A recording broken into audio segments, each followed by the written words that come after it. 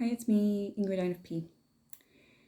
And I'm doing something a little bit different by making a video before work. The sun goes up quite early here, so we're 6 o'clock right now.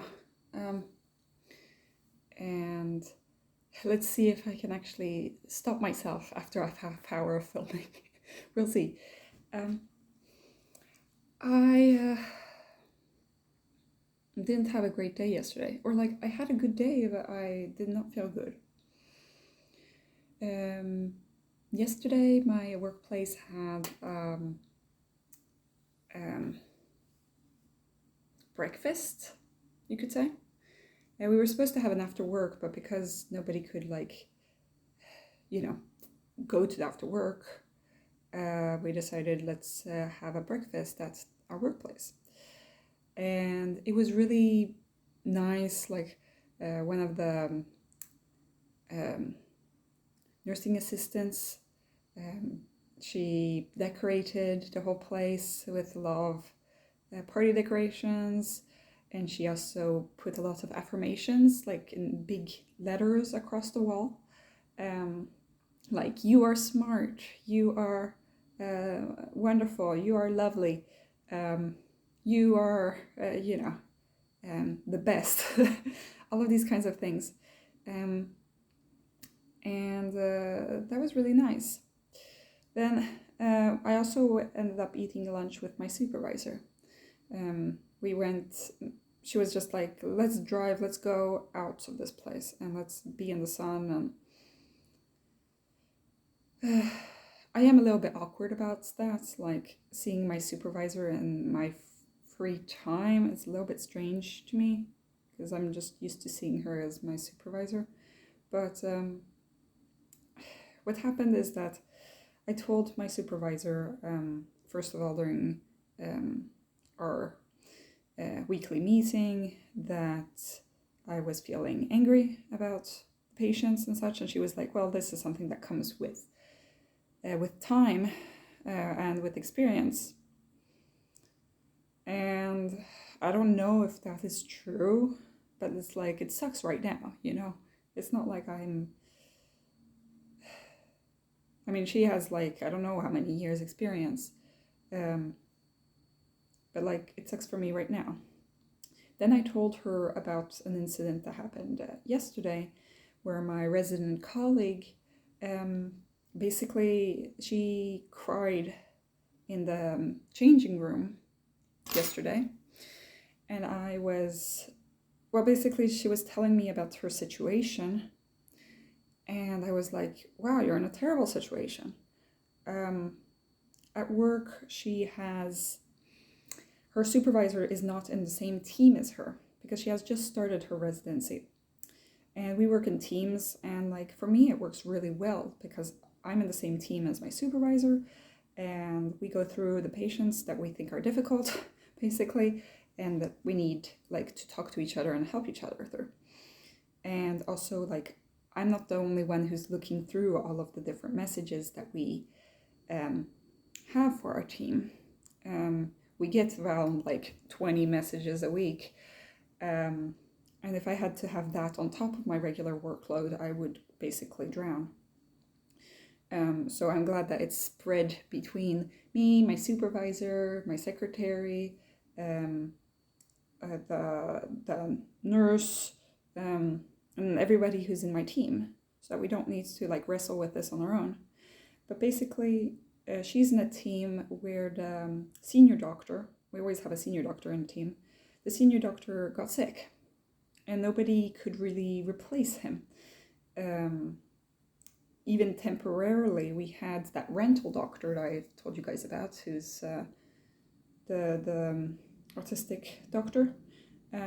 He ended up getting a stomach problem that he needed to get operated. His gut twisted. So he was there to help us to fix that hole. But then when he's not there, then the hole is like gaping super wide. And my poor resident colleague is the only doctor in her team, and she has a lot of extra burden to bear. And her supervisor is that doctor I don't like, and I doubt that she gets a lot of support from him. Because, like, you know, I don't know what type he is. I suspect that he's an ISTP. I don't think that she gets a lot of emotional support from this guy. My supervisor is ISFJ, so of course I get plenty of emotional support. But you know, she doesn't need as much emotional support than I do, I don't think. So we all have our struggles, but I think that she's more than capable to, you know, she is, I don't think that she's like mentally ill in the way that I am. But so she was crying in the changing room, and she's always super happy, and she puts on a brave face every day, and I didn't know that she was struggling in this way. So I told my supervisor that, my colleague is struggling. And she was like, oh, we need to help her, you know, we need to be there for her and support her. And I was like, yeah. So my resident colleague is not shy type, at least, but she has always kept a brave face. And I told her, like, go and talk to her boss. Because this isn't how things should be. You're going to get burnt out if you keep going like this. And you know, it's kind of the stereotype that you like, well, it's kind of true. You never think that you're going to get burnt out until you are. But what happened is that we had our doctor's meeting right after my supervising time. And we were talking about the difficult situation of my workplace right now, because right now, when I was at psychiatry, and apparently everybody else was also away, and my poor resident colleague was alone as a resident at my workplace, and there were maybe like 4 doctors around, and we're usually like 8. So she had a tough period, which I didn't get to see because I was away at psychiatry.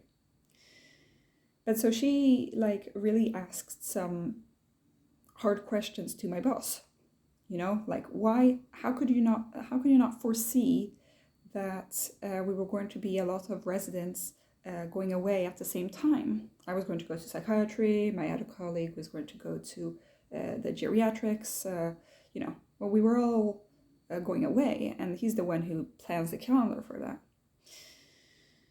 that. And and also there's this whole thing that we've changed the way our team work functions, which I had told my boss. I said, this is not going to work. I know, I'm an intuitive, okay? I know I might not be an NT, he is an ENTJ. I might not be an NT, okay? But I know, you know, logic, okay? Basically, I told him that all of my questions, I had a lot of questions about his new team system. And also, he wanted to implement that team system right in the middle of an economic crisis. Last winter, we basically did not even have tea bags. Now we're a little bit better in the economy. But, you know, he wanted to change the whole system. And I was like, you know, can't we wait about this? I told him in the meeting, and I also sent him an email. And I said, I don't think that this is going to work. And then he goes to the nurse meeting. This was a few months ago. He goes, like, the nurses come after a while. We sit for an hour, the doctors, and then the nurses come later, and then the doctors leave, and the nurses stay. So we have some kind of overlap of 15 minutes. But so this was, when was this? This was before I went on my psychiatry, so it must have been like in December. in December he said that, okay, in February we're going to implement this new team system. And I said, like, isn't this going to be more complicated for nurses? Isn't this going to lead to more messages being relayed around between the groups? I had a lot of questions, and he was like, it will fix itself, basically. Don't worry about it. And he said it is going to be difficult in the beginning, just like any kind of change. And I'm like, yes, but maybe you could wait until we're not in a crisis to implement this change. Then, when the nurses come, he's like, oh, all the doctors are aboard. All the doctors think that this is a great idea. And I was like, wait, So fast forward to now. So we had the doctors meeting again, and then the nurses came in. Basically, my resident colleague, started talking and crying at the same time. And everybody could see that, like, she was having a tough time. And she was like telling my boss, you did something wrong here. Like, she was pretty blunt about it. I know that it's not my boss's fault, because it's really hard for me. My nursing colleague just sent me a message about what happened yesterday. She said, "Hi Ingrid, I just wanted to say that you were so brave, and I'm so sorry that our job makes us feel bad." I didn't read rest. Okay. That puts a little bit of a different spin on things. This is how my videos go. It's like not planned, not scripted. Okay, so what happened is that so my doctor colleague told my boss, like, you should have planned this better, And he was like, yeah, but there are a lot of decisions that go over my head. I'm not the one who's deciding everything. And it's like, yeah, okay, well, we know that his boss kind of tells him what to do. But I know that it's not his fault that our residency, he's not the one who takes care of our residency. He just takes care of our work, our employment, our workplace. He does not take care of, like, when we go on our placements and how like the activities that are supposed to go on our placements and all that. That's another doctor, the doctor that is sick. Okay, the doctor that unfortunately that doctor got some weird disease that made him paralyzed from the waist down for a few days, and then now he's managing to walk and such, but it takes a lot of energy out of him. So he's going to come back to my workplace in the autumn, but he was the person who was in charge of my residency. And he's kind of old school, and he's like, oh, it's so great that you get all of these experiences, when it's like some of these experiences are completely unnecessary suffering, okay? And he's like, oh, but isn't it good that you can work night shifts, and like, it's such a great experience, and it will make you stronger as doctors. And it's like, yeah, okay, do we have to prove that we're strong? But so I'm not really a fan of my residency boss. But my actual boss, it's not his fault, but it is his fault that he didn't foresee this happening. This is a guy who, like, loves looking at Excel sheets and loves, like, planning for the future and having a vision for our workplace. And I'm like, you didn't see what was right in front of your face, and my colleague as well, So my colleague said her thing, but I felt like he was dismissing her. There are certain people with loud voices that will always talk over everybody else. I have an ESTJ colleague who's always says, and it's like, she will interrupt you, and then, like, when you try to interrupt, like, she'll just keep talking, and it's really hard to stop her. And my boss tried to stop her, but it was complete chaos.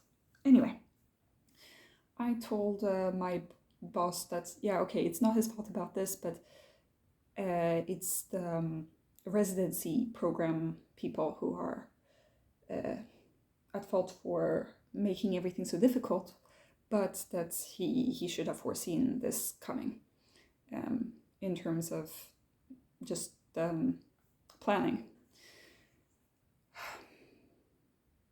So fast forward to when the nurses come in.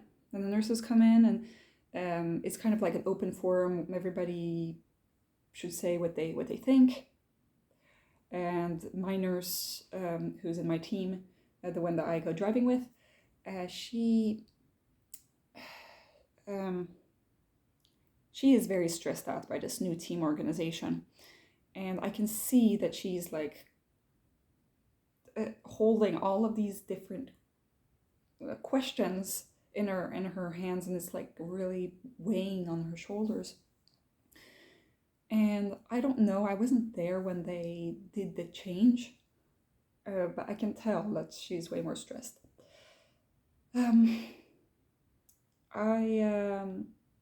Different people said different things, and it got pretty heated. And then I raised my hand to say something. And then the ESTJ had raised her hand a little bit before, so she started talking, and she said she went into her thing.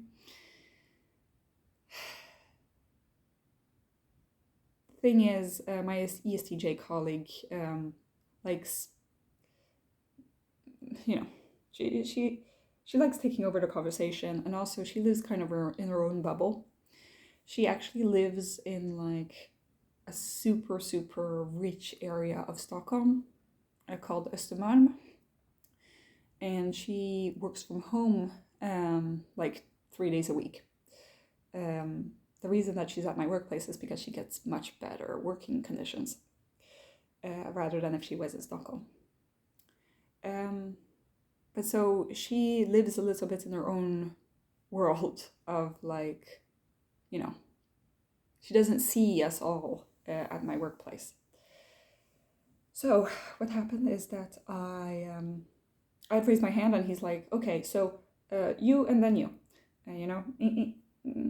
So he implied that he was going to come to get to my question. But then like the whole discussion started running off.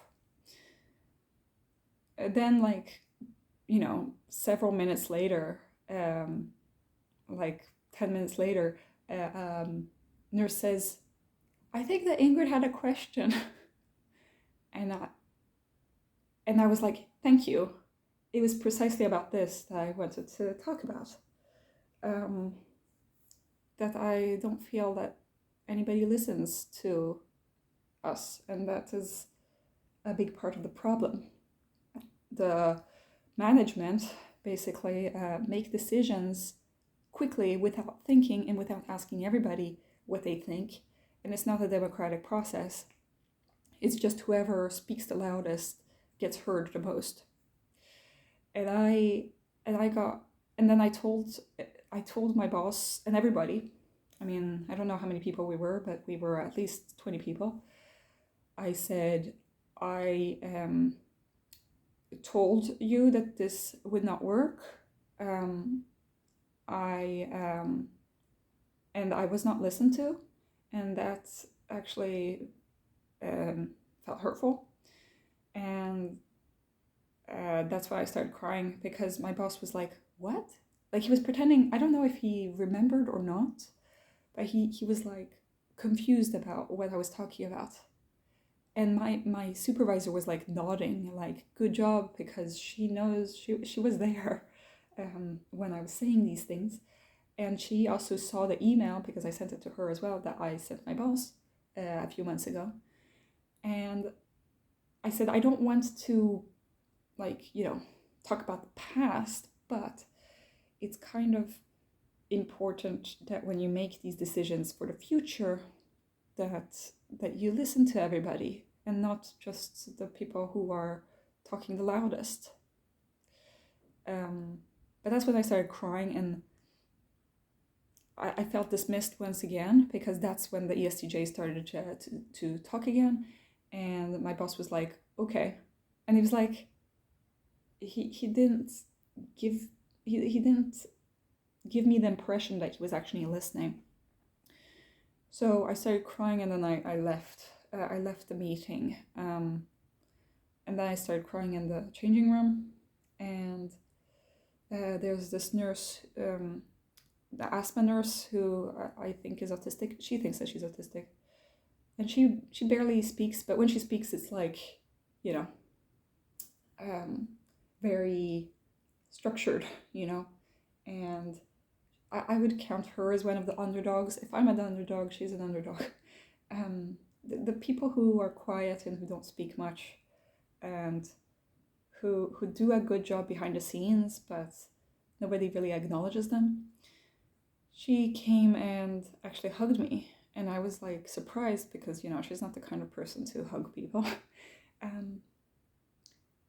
But she was like, you're somebody who gives hope for the future of medicine and doctors, and that she says you're really appreciated, and you don't need to. And she said it was really brave of you to take this up. It was really important that you made your point. And then my supervisor came to the changing room, and she was like, Ingrid, we can go out and eat lunch together. And at first I was like, no, I want to sit here and take a break. But then she was like, yeah, but we can go and eat at a restaurant, and I'll drive you there. So that's what we decided to do, and we were sitting under a magnolia tree, and it was very beautiful. But my boss came into the changing room, and I mean, he's not really allowed in there because it's the women's changing room, and he was like, yeah, it was really brave and really good that you said what you had to say. And I got a little bit irked by that, because it's like, okay, why are you saying that? I get irked by, it's like, okay, so you're not understanding what I'm saying at all, but now you want me to say that you listened to me because you came once I started crying. I don't know. But I haven't talked to my boss after that. I just did my work in the afternoon. There came another nurse who wasn't at the meeting, and she said, that's good that I, spoke my mind. I don't know what this is going to lead to. Probably nothing. But I'm going to have to talk to my boss at some point about. I don't have a huge workload, but my colleague does.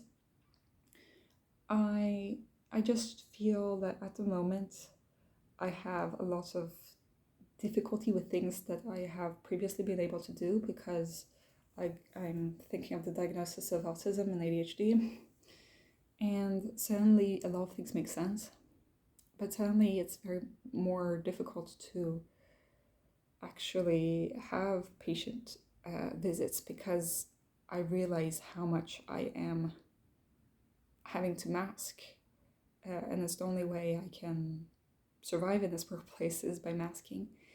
And it's a good thing that I'm able to mask, but I can tell that dealing with people is very much not my thing, and I am in a work where it really is an important part of the work. So I realize, like, oh, I'm forcing myself to make eye contact. Oh, I'm forcing myself to sing these certain things. I'm forcing myself to pretend I'm listening when I actually am not. I'm forcing myself to make decisions very quickly when, like, I would prefer a lot more time to think. I'm forcing myself to take a lot of extra patience when I maybe should work part-time or something. So there's quite a lot there. I don't want to give my boss more to grieve about, but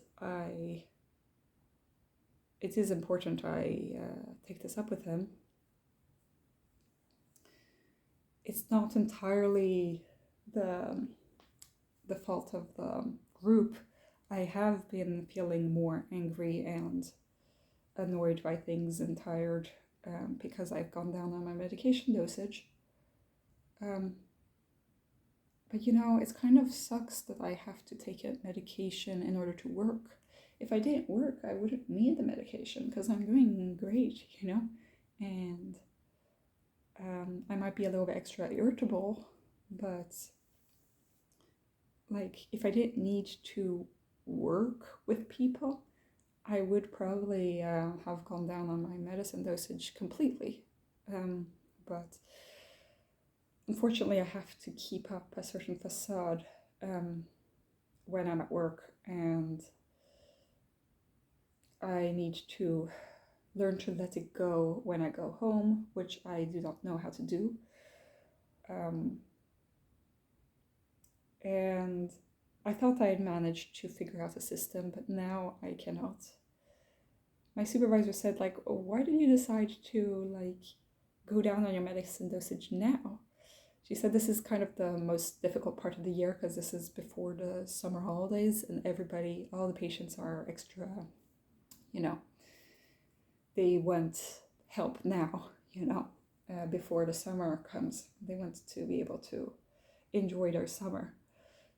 And I was like, oh, well, I wasn't aware that this is a period of time that is extra difficult. And she was like, yeah, the patients are more difficult at this time of year. And so I said, yeah, I didn't think of that when I went down on dosage. But she said, it's good to think about that there are certain periods of work that is more difficult than others. So I'll see what I do about my medication. I think that I'm going to stay on this medication at this dosage, and that I'm just going to take myself all the way until I go on holiday and until my move and such, and then we'll see what I do. But yeah, so I managed to deal with the day, but then I came back home and I felt kind of exhausted and tired, and I just did not do anything. I'm listening to an audiobook called The House of the Cerulean Sea by T.J. Klune, which is a very nice fairy tale-like story about magical children foster home, and it's just a very nice feel-good book, and I'm almost done with it. I maybe have like a half hour left in the audiobook. And so I was just listening to it and doing my crochet, and I'm doing well, actually. It's just that I need to find ways to figure out what to do with my anger and how to manage my work with patients so that I don't snap at them. My supervisor, just told me that it's okay. I just need to find ways to like completely pull off after work. I don't really know how to do that, but I'll try to find a way. Anyway, have a great day, everybody. Bye.